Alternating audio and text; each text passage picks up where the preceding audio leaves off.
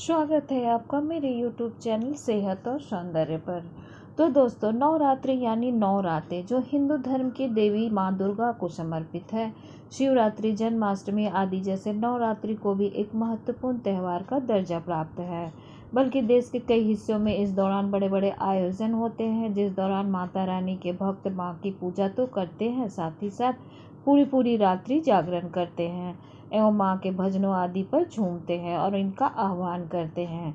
कहा जाता है कि इस दौरान कोई भी माँ की पूजा कर सकता है, उन्हें खुश कर सकता है। मगर एक सवाल जो हर महिला के मन में रहता है कि मासिक धर्म के दौरान माता रानी की पूजा करना शुभ होता है या अशुभ। तो फ्रेंड्स, 9 दिनों का ये पर्व ध्यान, साधना, जप और पूजन द्वारा आत्मिक शक्ति के विकास के लिए प्रख्यात है। परंतु एक स्त्री के साथ अधिक संभावना ये होती है कि 28 से 32 दिनों के मध्य घटित होने वाला उसका मासिक धर्म इन 9 दिनों में ही घटित हो जाएगा। जिस दौरान ये प्रश्न उन्हें परेशान करता है कि क्या मासिक धर्म के दरमियान पूजा या उपासना संभव है या नहीं। अगर आप भी इसका उत्तर पाना चाहते हैं तो इसके लिए आपको पूजन और उपासना के अर्थ एवं प्रकार को समझना होगा। तो फ्रेंड्स, इस वीडियो में हम जानने वाले हैं कि नवरात्रि के दौरान आ गए हैं अगर पीरियड तो जाने कैसे करें माँ की पूजा। फ्रेंड्स, इन दिनों भक्तजन श्रद्धा भाव से माता के लिए 9 दिनों का उपवास करते हैं। महिलाएं इस दौरान माँ की पूजा पूरे श्रद्धा भाव से करते हैं। ऐसे में कई सारे लोग अपने घरों में कलश रखते हैं और 9 दिनों तक पूजा करते हैं। अगर आप घर में कलश रख रहे हैं और साथ ही पूरे 9 दिनों तक दुर्गा सप्तशती का पाठ करते हैं, साथ ही माँ की सुबह और शाम आरती होती है। ऐसे में अगर घर में पूजा करते हैं और अगर आप इस दौरान पीरियड से परेशान हो गई हैं तो आपको कई सारी चीज़ों का ध्यान रखना चाहिए ताकि आपसे कोई गलती ना हो और माँ आपसे प्रसन्न भी रहे। तो इसमें ध्यान रखने वाली सबसे पहली बात ये आती है कि पीरियड्स के दौरान उपवास कभी भी ना करें। अगर आपके पीरियड्स आसपास है या आने वाले हैं तो ऐसे में आपको 9 दिनों के व्रत से दूर रहना चाहिए। ऐसे में यदि आपको लगता है कि 9 दिनों के बीच पीरियड्स की डेट पड़ सकती है तो आपको पहले से ही इसका ध्यान देना चाहिए। अगर आप चाहें तो पहले और अष्टमी का फास्ट कर लें। और इसमें दूसरी ध्यान देने वाली बात ये आती है कि अगर आपका पीरियड्स आने वाला है तो ऐसे में आप कलश की स्थापना ना करें, क्योंकि कलश स्थापना करने के कई सारे नियम होते हैं। हालांकि अगर कलश स्थापना हो चुका है तो आपको कलश से दूरी बनाए रखनी चाहिए। ऐसे में अगर घर में कोई और है तो आप उनसे पूजा करवाएं और कलश की देखरेख का काम कर दें। और इसमें अगली ध्यान देने योग्य बात यह है कि पीरियड्स के दौरान आपको माता के लिए भोग भी नहीं तैयार करना चाहिए। अगर पूजा हो रही है घर में तो आप सारी चीज़ों से दूर रहें। जिस समय आपका मासिक धर्म खत्म हो जाए उस समय नहाकर साफ वस्त्र धारण करके माँ भगवती का पूजन करें। और इसमें चौथी और बेहद महत्वपूर्ण बात ये आती है कि यदि आप नियमित रूप से दुर्गा सप्तशती का पाठ करती आई हैं और बीच में आपको पीरियड शुरू हो जाए तो आपको ये पाठ अपने मोबाइल पर पढ़ना चाहिए, जिससे पाठ खंडित ना हो सके। तो फ्रेंड्स, ये तो हुई नवरात्रि के दौरान अगर हमें पीरियड्स आ गए हैं तो हमें किन किन बातों का ख्याल रखना चाहिए। और अब हम आगे की बात जान लेते हैं। फ्रेंड्स, काफ़ी लोगों को मानना है कि पूजा और उपासना एक समान है, जबकि असल में मनुष्य के द्वारा परमात्मा के अभिवादन को पूजा कहा जाता है। तो वहीं उपासना का अर्थ है उपासना, यानी कि स्वयं के समक्ष वास करना।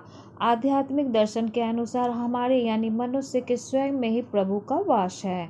कर्मकांडीय पूजन में सूक्ष्म और स्थूल दोनों उपक्रमों को बराबर बराबर समाहित किया गया है। लिहाजा कर्मकांडीय पूजा ध्यान, आह्वान, आसन, पाद्य, आर्ध्य और आचमन में पिरोई हुई दृष्टिगोचर होती है। ध्यान और आह्वान सूक्ष्म या मानसिक होते हैं और उसके बाद की पद्धति स्थूल पदार्थों से संपादित होती है, पर वहाँ भी भाव मुख्य सूत्रधार है। बिना भाव के किसी पूजन का कोई अर्थ नहीं है। स्थूल पूजन कई उपचारों में गुथा हुआ है। फ्रेंड्स, महान विद्वानों के अनुसार जिस प्रकार आप कभी भी अपने प्रेम, क्रोध और घृणा को प्रकट कर सकते हैं, अपने मस्तिष्क में शुभ अशुभ विचार ला सकते हैं, कभी भी अपनी जुबान में कड़वे या मीठे वचन बोल सकते हैं, उसी प्रकार आप कभी भी कहीं भी किसी भी स्थिति में प्रभु का ध्यान, उनका चिंतन, उनका स्मरण, उनका सुमिरन या मानसिक जप कर सकते हैं। और यहाँ जान लेने योग्य बात यह है कि परंपराएं और कर्मकांड मासिक धर्म में स्थूल उपकरण यानी देव प्रतिमा के स्पर्श, स्थूल पूजन और मंदिर जाने या धार्मिक आयोजनों में शामिल होने की सलाह नहीं देती है। अगर हम काम, क्रोध, लोभ, मोह, घृणा, द्वेष आदि को मासिक धर्म के दौरान अंगीकार कर सकते हैं तो भला शुभ चिंतन और सुमिरन में क्या आपत्ति है। निश्चित तौर पर मासिक धर्म के दौरान महिलाएं माता का व्रत रख सकती हैं, लेकिन मान्यताओं को ध्यान में रखते हुए इस बीच स्थूल पूजन यानी देवी देवताओं का स्पर्श नहीं करना चाहिए। इस दौरान व्रत रखकर मानसिक जप और पूजन करने में कोई दिक्कत नहीं है। तो फ्रेंड्स, जैसे कि लगभग लोग सभी जानते हैं कि 13 अप्रैल यानी कि बीते दिनों से इस वर्ष के चैत्र नवरात्रि प्रारंभ हो चुके हैं, जिसके साथ ही माता के उपासक श्रद्धापूर्वक से माता की आराधना में जुट चुके हैं। बता दें, साल में कुल 4 नवरात्रि पड़ते हैं, जिसमें अधिकतर महत्व आश्विन मास में आने वाले शारदीय और आषाढ़ मास के चैत्र नवरात्रों का महत्व अधिक माना जाता है। परंतु धार्मिक शास्त्रों में बताया गया है कि चारों नवरात्रि का अपना विशेष महत्व और अपनी विशेषताएं हैं। तो आइए जानते हैं नवरात्रि से संबंधित कुछ खास बातें। तो फ्रेंड्स, धार्मिक मान्यताओं के अनुसार प्रत्येक वर्ष में कुल 4 बार आती है नवरात्रि: माघ, चैत्र, आषाढ़ और आश्विन माह। चैत्र माह की नवरात्रि को बसंत नवरात्रि और आश्विन माह की नवरात्रि को शारदीय नवरात्रि कहते हैं। बाकी बची 2 आषाढ़ और पौष माह की नवरात्रि को गुप्त नवरात्रि कहते हैं। बताया जाता है कि चैत्र और आश्विन माह की नवरात्रि सर्वसाधारण व्यक्तियों के लिए मान्य होती है, जिस दौरान जातक द्वारा सात्विक और दक्षिणा मार्गी साधना करने का विधान होता है। माघ और आषाढ़ मास में आने वाले गुप्त नवरात्रों के दौरान तंत्र अर्थात वाम मार्गी साधना करने का विधान होता है। ज्योतिषी बताते हैं कि गुप्त नवरात्रि साधना और तंत्र साधना के लिए अधिक महत्वपूर्ण होती है। यही कारण है कि इस नवरात्रि में दुर्गा की 10 महाविद्याओं की पूजा और साधना आदि की जाती है। कहा जाता है कि चैत्र नवरात्रि की तुलना में गुप्त नवरात्रों में मां की आराधना अधिक कठिन होती है। ये पूजा खास तौर पर तांत्रिक क्रियाएं, शक्ति साधना, महाकाल आदि से जुड़े लोगों के लिए विशेष महत्व रखती है। देवी भगवती के साधक बेहद कड़े नियम के साथ व्रत और साधना करते हैं। इसके अलावा कुछ लोग इस दौरान साधना कर दुर्लभ शक्तियों की प्राप्ति का प्रयास भी करते हैं।